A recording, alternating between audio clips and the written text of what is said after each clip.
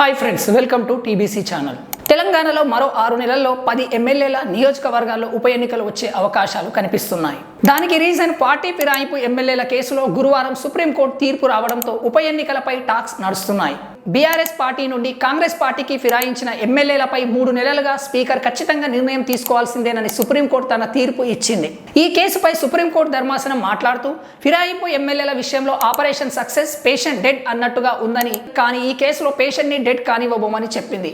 అంటే ఫిరాయింపు ఎమ్మెల్యేలపై స్పీకర్ నిర్ణయం తీసుకోకపోతే సుప్రీంకోర్టు నుంచి ఖచ్చితంగా యాక్షన్ ఉంటుందని ఇండైరెక్ట్ గా చెప్పింది. దీంతో స్పీకర్ ఏదో ఒక నిర్ణయం 3 నెలల్లో తీసుకోవాలని తెలుస్తుంది. ఇప్పటికే బీఆర్ఎస్ నుండి గెలిచి కాంగ్రెస్ పార్టీలో జాయిన్ అయిన బీఆర్ఎస్ ఎమ్మెల్యేలపై సంవత్సరం దాటుతున్న యాక్షన్ తీసుకోలేదని, దీనిపై స్పీకర్ 3 నెలల్లో యాక్షన్ తీసుకోవాలని, దీన్ని మరింత కాలం పొడిగించవద్దని సుప్రీంకోర్టు క్లియర్ గా తీర్పు ఇచ్చింది. దీంతో బీఆర్ఎస్ నుండి కాంగ్రెస్ లోకి వెళ్లిన 10 మంది ఎమ్మెల్యేలపై అనర్హత వేటు తప్పదని, తెలంగాణలో జూబ్లీహిల్స్ బై ఎలక్షన్స్ తో పాటు ఈ 10 మంది ఎమ్మెల్యేల నియోజకవర్గంలో కూడా బై ఎలక్షన్స్ వస్తాయని అంటున్నారు. అయితే ఈ కేసు విషయంలో బీఆర్ఎస్ ఫిరాయింపు ఎమ్మెల్యేలకు సంబంధించి ప్రతిపక్ష బీఆర్ఎస్ పక్కా ఆధారాలను సుప్రీంకోర్టుకు అందించింది. జూబ్లీహిల్స్ బీఆర్ఎస్ ఎమ్మెల్యే మాగంటి గోపీనాథ్ మృతి నేపథ్యంలో అక్కడ త్వరలోనే ఉప ఎన్నిక జరగనుంది. తాజాగా సుప్రీంకోర్టు తీర్పు జూబ్లీహిల్స్ ఉప ఎన్నికతో పాటే ఫిరాయింపు ఎమ్మెల్యేల స్థానాల్లోనూ ఉప ఎన్నికలు జరుగుతాయని కొందరు బీఆర్ఎస్ నాయకులు చెబుతున్నారు.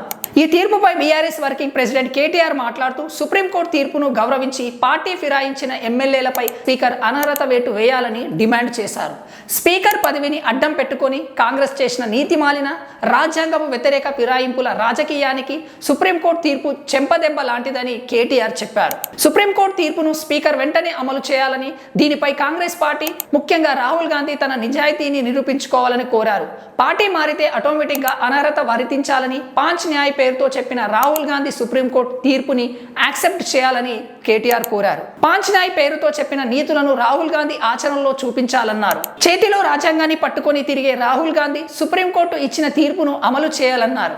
ఫిరాయింపులను వ్యతిరేకించకుంటే రాహుల్ చరిత్రహీనుడుగా మిగిలిపోతారని కేటీఆర్ చెప్పారు. ఫిరాయింపులకు వ్యతిరేకంగా సుప్రీంకోర్టు స్పష్టంగా తీర్పు ఇచ్చిందని, స్పీకర్ పదవిని అడ్డం పెట్టుకుని రాహుల్ గాంధీ, కాంగ్రెస్ పార్టీ భారత రాజ్యాంగాన్ని మరింత కాలం అవహేళన చేయరని అనుకుంటున్నానని కేటీఆర్ చెప్పారు. కాంగ్రెస్ ప్రభుత్వ అధికారిక కార్యక్రమాల్లో ప్రతిరోజు పాల్గొంటున్న ఫిరాయింపు ఎమ్మెల్యేలపైన అనర్హత వేటు వేస్తూ వెంటనే నిర్ణయం తీసుకోవాలని కేటీఆర్ డిమాండ్ చేశారు.